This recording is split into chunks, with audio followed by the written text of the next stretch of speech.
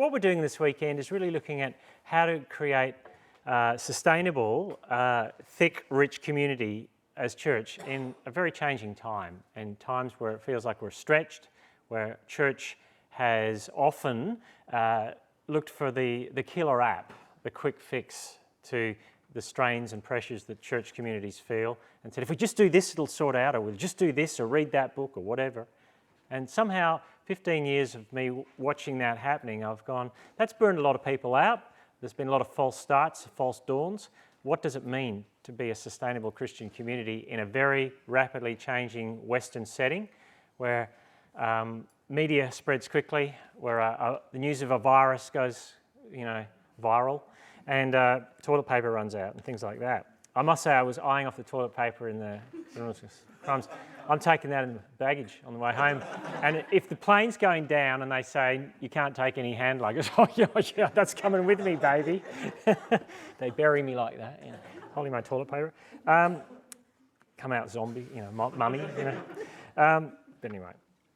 But where to from here? Because the key concern that I thought I would look at today, especially in light of how the busyness of church and the killer apps of how you get church right, a lot of it was saying is that church is on mission and you've got to get busy, everyone together out there all the time. And that sounds like a good idea. But I want to look at the difference between saying that church is on mission as one way of looking at how we're supposed to do mission together as God's people versus the church as the mission of God to the world. Not in what it does, but the church itself is God's mission to the world in its very existence.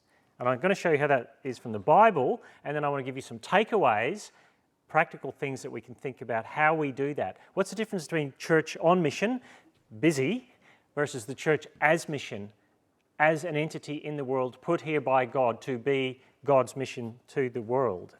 And one of the takeaway lessons from our time, as I was talking last night at the crowded house group that we were at in England, was the difference between how we used to equate busyness with holiness, that we were in this churn of activity all the time that was wearing us out and churning people out of the group. You've got to be on mission. Everything you do has to be about mission all of the time. And it felt a bit like Syndrome from The Incredibles when everything's mission, nothing ended up being mission, where he says, if everyone's super, no one's super in that movie. And how we think that a flurry of activity will do something more than just wear everyone out all the time. And in that setting of that church that I was talking about last night, the average age never went up because as students became workers, as workers became married, and as married people became families, they found they had less time to be on mission all the time because silly little things like 50-hour work weeks and sick parents and toddlers who wouldn't sleep was sucking the life out of them. And eventually the narrative kind of folded in on itself. They couldn't be on mission all the time because they just didn't have any energy left. What we needed was something sustainable. And I think that's the case in the Western world, that all the more importantly, we need sustainability in our church models as the pressure of the culture is pushing in on people and encroaches into our lives. Because we're always online, we're always reachable, we're always, Steve Jobs had said, you can work, and Bill Gates, one day you'll be able to work from home all the time. That's great, until you realise that's not great. It's always there. It's always, I woke up at 3:45 and wrote a 1,500-word blog post because I couldn't sleep. But maybe I would have been better lying and praying if I didn't have a computer or something like that. And so don't listen to anything I say. I'm just such a hypocrite. Yeah. But it's almost become ingrained in us that we're always on for everything. And that can sometimes, sadly, include ministry. And my wife is a clinical psychologist and sees plenty of burnt-out people from ministry who preach grace from their pulpits and don't practice that in their own lives. They are driven by the desire to be justified by how busy they are. And the very opposite of what the gospel would say our justification is.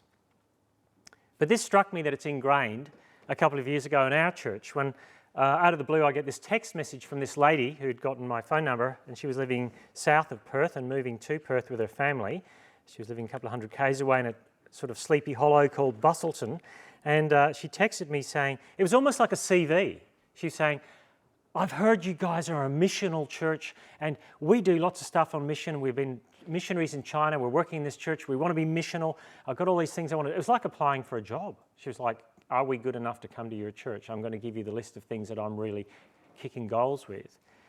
And I texted her back, oh, great to hear from you. Her name's Chevrons. Great to hear from you, Chevrons.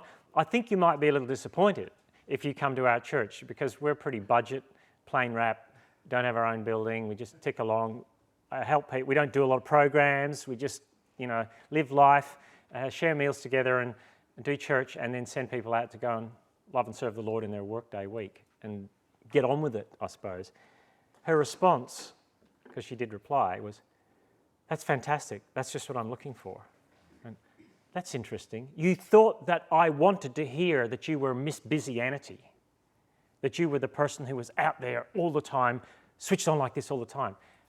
You actually thought that I wanted to hear that because I'm the pastor of the church and I want to hear what the troops are going to be doing.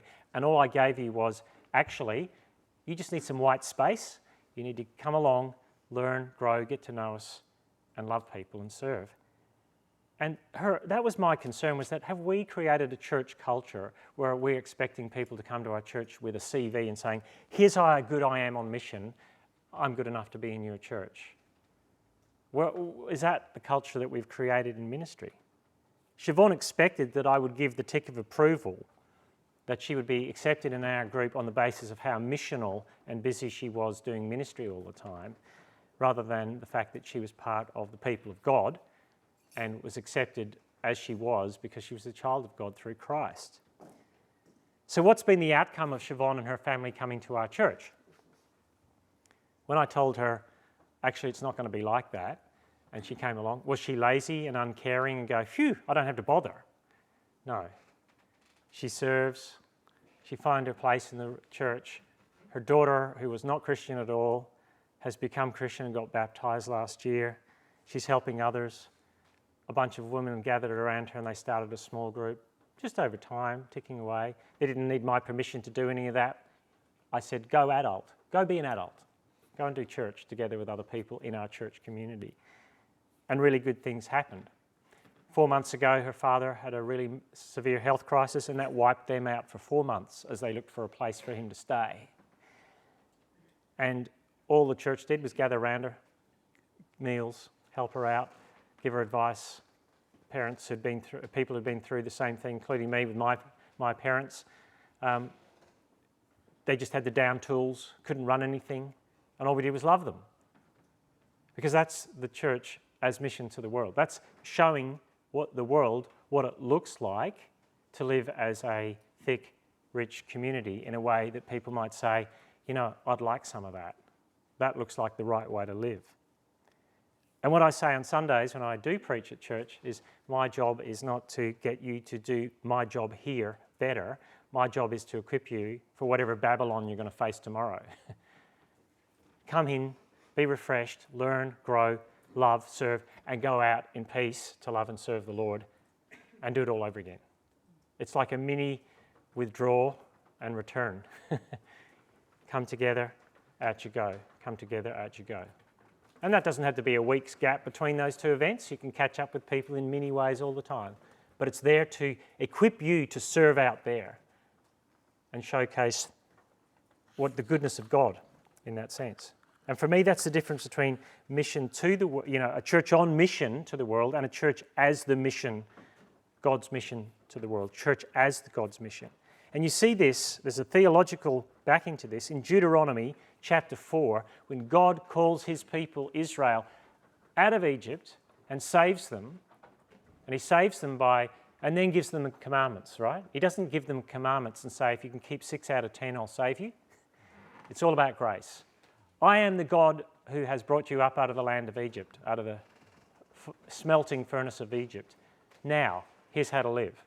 And in Deuteronomy 4, when the law has been reiterated to the people of God as they're about to go into the promised land some 40 years after they first came out of Egypt, the law is given to them again. Deuteronomy simply means giving a second law. This is what is said by Moses. See, I have taught you the decrees and laws as the Lord my God commanded me, so that you may follow them in the land you are entering to take possession of. Observe them carefully, For this will show your wisdom and understanding to the nations, who will hear about all these decrees and say, surely this great nation is a wise and understanding people. What other nation is so great as to have their gods near them the way the Lord our God is near us whenever we pray to him? And what other nation is so great as to have such righteous decrees and laws as this body of laws I am setting before you today? God chooses his nation Israel to be a light to the nations simply by how they live and operate together in such a way that the rest of the world looks at that and goes, I'd like some of that. That looks rich and thick and beautiful and right. Because it would raise all sorts of questions when they are living in gracious response to God's law. That's what would happen. They were to be a window into the world that God wants. This is the kind of way the world looks when God is king of the world, Israel, and the nations around are going, I'll have what they're having. That smells pretty good. That's what it looks like for the nation of Israel to be God's mission to the world. And God's plan in the Bible is to raise up a nation to do that, to live together in such a way that the rest of the world would say, if that were universalized, that would be amazing. That's the point of Israel in the Bible. We know that's not what happened with Israel in the Bible because they lived in such a way that didn't reflect what God was like. Which brings us to the New Testament, doesn't it? Because this side of the cross, what does it look like to have a Christian nation? Well, I'll tell you what it does not look like. It does not look like getting your man in the White House or Kirribilli, okay? It's not about getting your Christian Prime Minister or President, or at least one that ticks enough boxes that you say would be a pass, who ensures that your Christian policies that make our lives comfortable as Christians are put into place, whether or not you agree or disagree with those things. What does it look like for a Christian nation in this generation rather than Israel in the Old Testament, this side of the cross? Well, it looks like this. 1 Peter chapter 2, verses 9 to 12. You're a chosen people, a royal priesthood, a holy nation, God's special possession, that you may declare the praises of him who called you out of darkness into his wonderful light. Once you were not a people, but now you're the people of God. Once you had not received mercy, but now you have received mercy. Dear friends, I urge you as foreigners and exiles to abstain from sinful desires which wage war against your soul. Live such good lives among the pagans, that though they accuse you of doing wrong, they may see your good deeds and glorify God on the day he visits us. All the Old Testament language is used there in 1 Peter to describe people who are living in scattered Christian communities around the Roman Empire, the great Roman Empire, which said it was the peace to the world was the Roman Empire, and this letter comes in and says, actually, here's what a nation looks like when it's living the right way. It transposes all the Old Testament language that's used of the Old Testament people of God, priesthood, holy nation, chosen people, and transposes it onto this rabble who are living in small outposts in cities around the Roman Empire and says, actually, that's what the future is going to look like. Rome thinks it's going to look like Rome. God thinks it's going to look like this. And you are exactly the same as the people in Deuteronomy, that you will live such good lives among the pagans that they'll go, wow, whether they do it now or when he says God visits us. You are to live such good lives among the pagans on the basis of the grace that you've been given in God. Just like they'd been given grace in the Old Testament, brought out of Egypt, so you've been brought out of the Egypt of slavery to sin and given new life in Jesus. Transposes all that language. The church is now the new nation of God, and how we live together as that new nation is what's going to show things up more than anything. That's the church as mission together. That's the way we're supposed to live. People are supposed to say, wow, they're thick and rich. There's a Campbell soup ad. They got famous Australian footballers, do you remember? Thick and rich. And that's us. Thick and rich. See, the central word in all of that, in both those texts, or the central concept, is grace. Once you had not received mercy, now you have received mercy.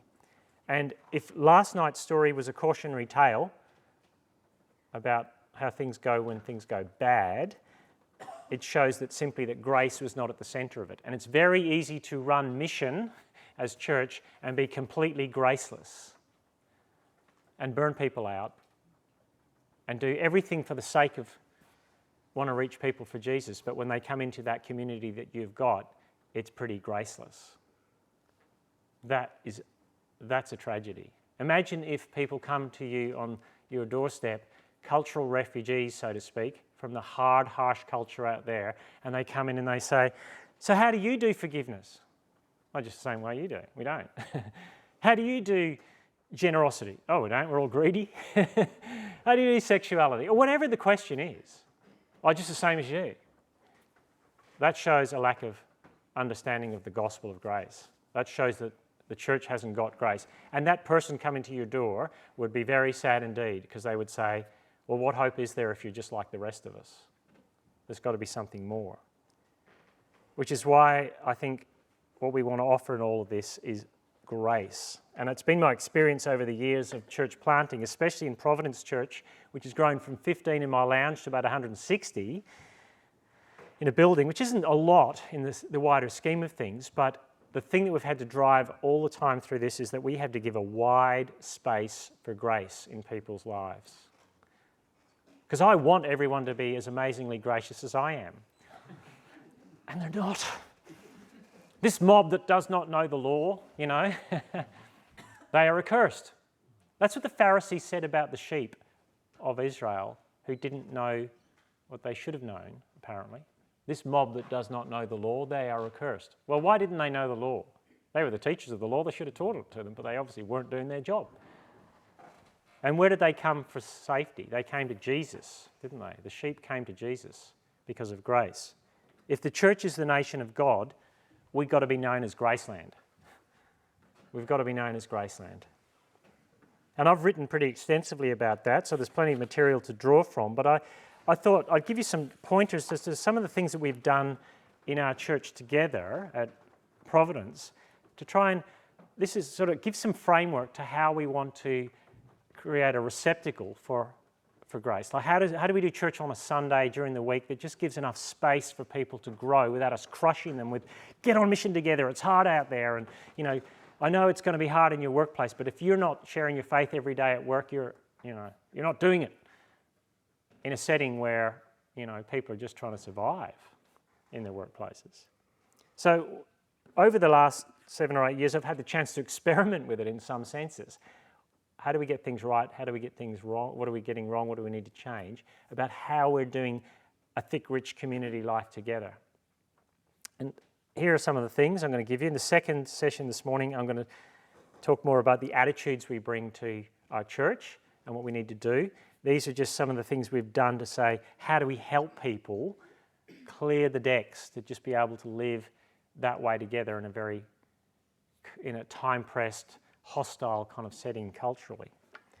And the first thing I'd say is we make Sunday church thick and rich. We actually make it thick and rich. We've said, actually, just give us a chunk of time on Sunday and we'll use some of that for church, but then let's spend some time together at the end of it every week. So church starts at 4 in the afternoon, and people will eventually leave just after 7, I think, by the time we kick everyone out the door, or after that sometimes. Because we wanted to say, for time-poor, relationally full people, if you give us that period of time on a Sunday, and we do that well, that will sustain you for a lot more than you thought. It will give you a lot of time together. So we have communion every week at the very time that many people are doing it once a month, or, you know, Anglican churches I know in Sydney are doing it once a term, communion together. But we felt that communion together, where you've got to walk down the front and break the bread together and hand it out, probably with gloves on this Sunday because of coronavirus, and drinking the cup together after the sermon every week was something we would do. And we had so much pushback on that to begin with from people who were, our church is probably a lot of Pentecostal, a few Anglican, a few ex-Catholic, a few everything all together, a lot of them hadn't been used to communion every week. And we said, we're going to do it every week because we want to say, this is your response to the gospel you just heard. We're going to give you a visual expression of the gospel in the bread and the cup every week, where you can come and confess sin together, pray together, share the bread and the cup together, and go back to your seats, fed spiritually on Christ. And we've done communion every week at a time when people are saying, let's just rush the service through because communion is too inconvenient. And we go, no, we're going to make that a holy inconvenience. Or as Marva Dawn puts in her book, a right royal waste of time. We want church to be so much of a waste of time in the eyes of the world. Why would you do that every week? Why would you do those sorts of things every week? Because they matter. So we want to not assume that people will come to anything else during the week because they're busy or tired or whatever, but we'll encourage them to turn up and put these things into practice on a Sunday. So our second expression of church or anything we do during the week when we started Providence was that it wouldn't be a Bible study necessarily, but it would be a meal together in small groups because people were not getting together to do community. So we'd have thick church on Sunday, and the next thing, if people came to two things in a week, the other would be a meal together. And then people said, what about Bible study groups? And I said, start them. You don't need me to put the badge on it. I'll oversee some of it, but if you want to start groups, you do. Now, we have not formalised our small group settings, yet our buy-in rate for people joining small groups together is about 70% of our congregation go to a small group, which seems fairly high and around the same as those churches that have long lists on the wall at the start of the year. You've got to sign up and someone chasing you up and phoning you about it. And all we experienced was that everyone would sign up in January, February when it was nice and warm, and no one was going in July. And there was one person preparing the Bible study and two people were turning up and they were getting flogged to death. So we said, how about we take the pressure off that and let it see if it comes up organically? And it actually did. So the thick and rich Sunday thing was key to that. The second thing was acknowledging the need for white space in people's lives. That Chevrons wanted to come and do everything on mission. I want to get involved in everything. Yeah, but my dad's 80 and he's about to get sick and he's about to spend 5 months taking all my time and energy. What's going to happen? First thing is she'll need white space, but the second thing is if people want to help and serve her and make meals and help her out, and they're going to need white space as well. So we said, let's not busy ourselves up too much because the rest of life will actually come and busy you up. You know the way a forest with overgrown trees, sometimes the smaller trees can't grow through. You've got to thin the trees out to see what's actually going to spring up on the forest bed. So we don't over-organise people's lives with programs, and we want to see what will grow up organically in our church from the people that are gifted that actually come along. And that allows God to do his long-term work in us in areas that we hadn't anticipated. God, in his sovereign grace, can do things that you don't expect in your church. There might be something specific to your church that no one ever will do in the same permutation in any other church. So one of our ladies works for DCP, Department of Child Protection.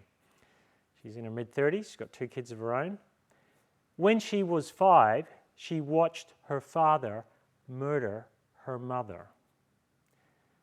She became a Christian in her mid-20s. She's works for Department of Child Protection for a reason. And she helps families that are fostering. And she said to me, not enough people foster. More Christians could foster because there's so much community need for it. In the area we live in, the highest percentage of foster kids needing care, who are in state care in the state. So I just said, get up, after church, stand up, I'm going to video you 5 minutes. Tell me about your job. That triggered something in people that now we have 2 families that renovated their houses to shape them towards having foster kids, and they now have foster kids in their houses, and another family adopted 2 children. And one of the major organisations that is the conduit for foster care, we now every 2 months get together and we make hundreds of meals on one night every 2 months for them. They give to the foster agency, they freeze them and they give them to the parents, just as every foster family with 3 or 4 kids needs meals. Now, that wasn't a program we set up. It just happened because Tammy was videoed talking for 5 minutes about her job. And God planted a seed in people's hearts that that should happen. You could plan and have a whole program in your church for foster care. But if you're in a church with 25-year-old uni students, you're not going to do foster care, are you? But for us, that was just the thing that happened in our area, and it was needed, and God did it. And I think that's what I'd want to say to people. When you give white space to people in church and say, we're not going to plan everything, the first thing people do is they get nervous. You go, but what about all the stuff we should be doing? And I go, that's where you get to start adulting. Take the rest of your life where you're doing adulting and bring it to church and start adulting there. You don't need me to be your daddy as the pastor. We're in this together as parts of the body. Let's start adulting. And it frees people up to do what God's gifted them to do as well, and find ways for those things to be used by God in your church. The third thing I'd say, so that's would be acknowledge what the rest of people's communities look like.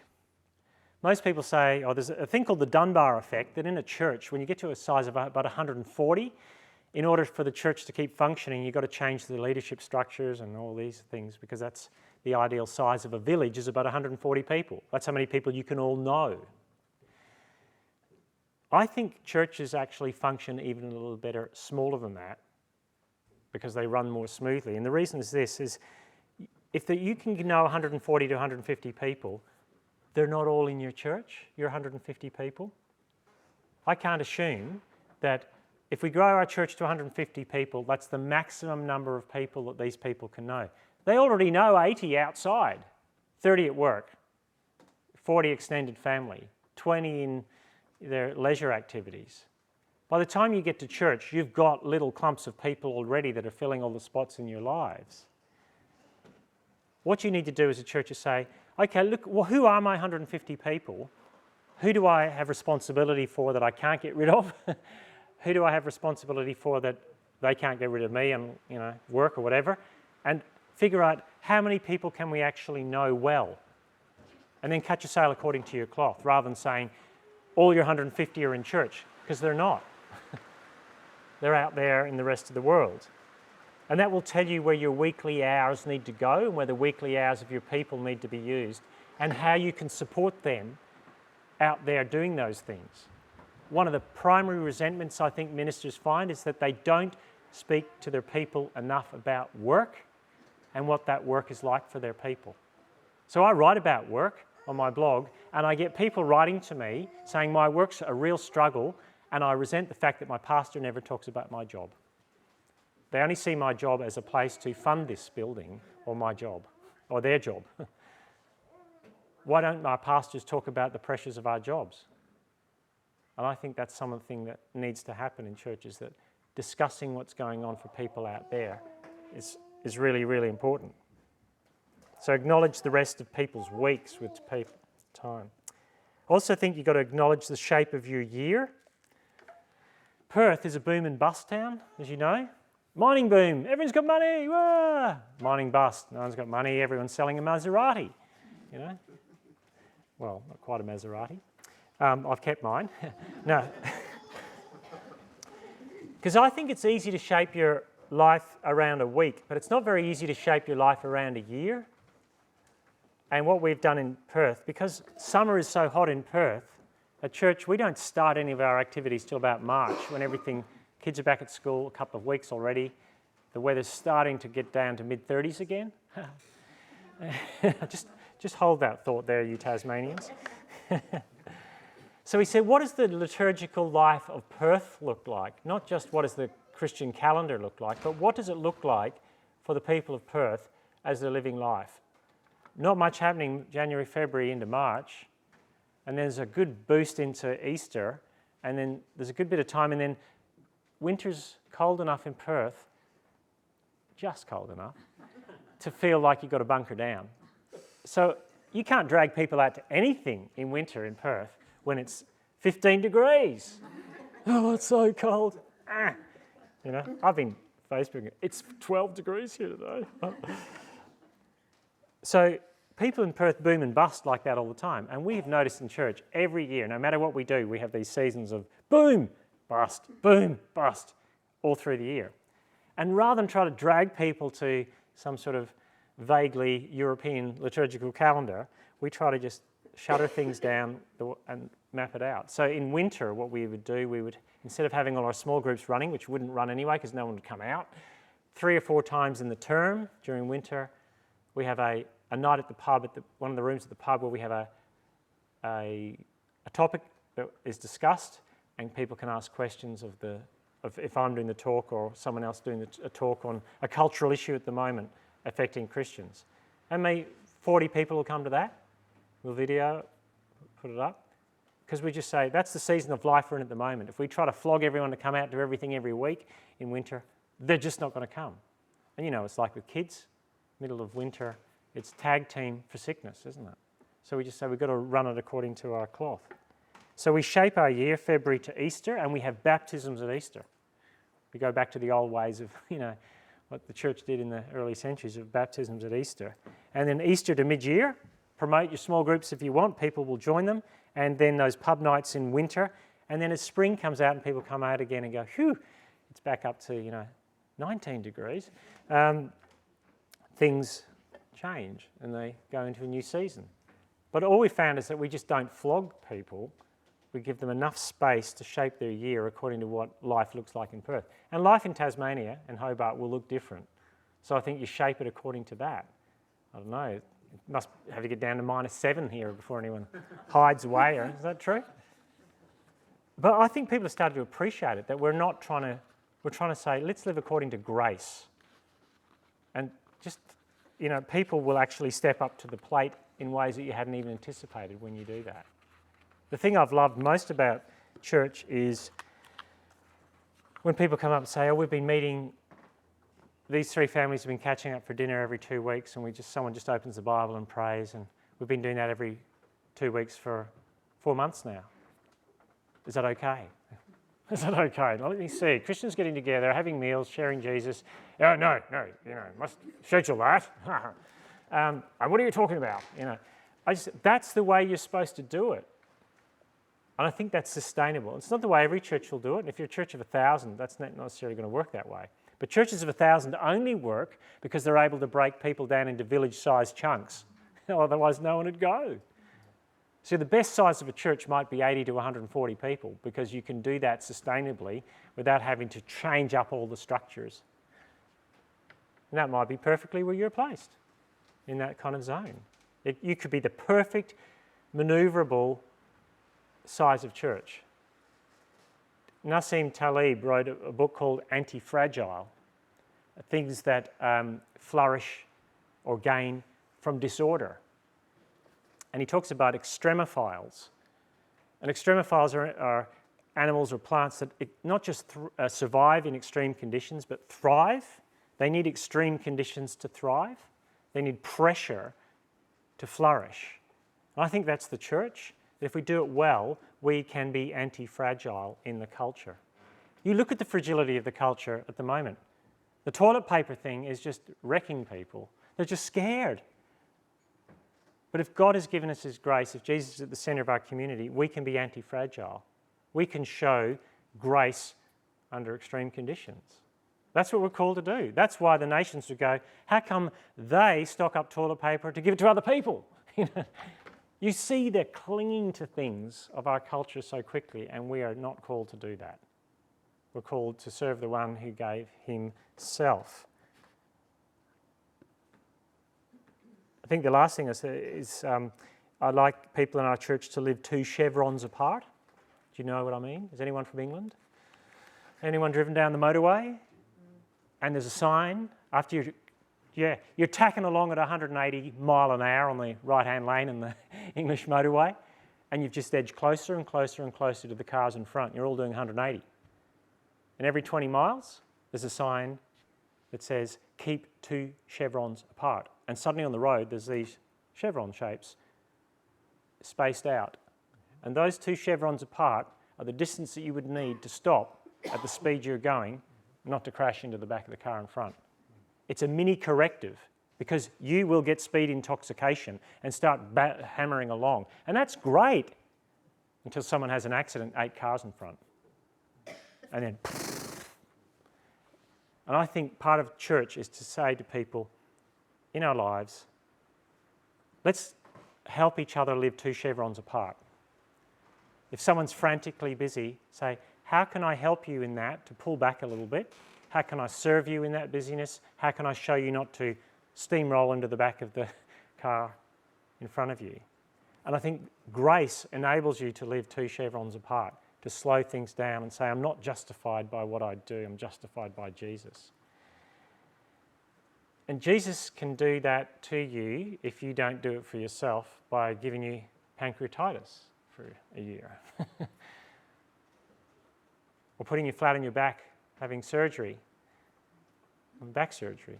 Who was that? Someone here. And God changes you. God brings things across your path to make you live 2 chevrons apart by his grace, I think. And churches that flog people, keep going, keep doing this, will end up burning people out. So I think this is about our practices and the way we can start to shape our lives around things. But at the guts of that has to be, once you had not received mercy, but now you have received mercy. What did you do to earn mercy? There's some sort of beast going to come crashing through here in a minute, isn't there? You didn't do anything. God gave you his grace. He took you from the smelting pot of sin in Egypt and brought you into a land flowing with milk and honey, not because you deserve it, but because he loved you enough to do it. And it'd be a great pity to create a church structure that preaches grace from up here and just flogs people to death like so many pharaohs getting people to make bricks for some sort of pyramid scheme that we're putting together called mission.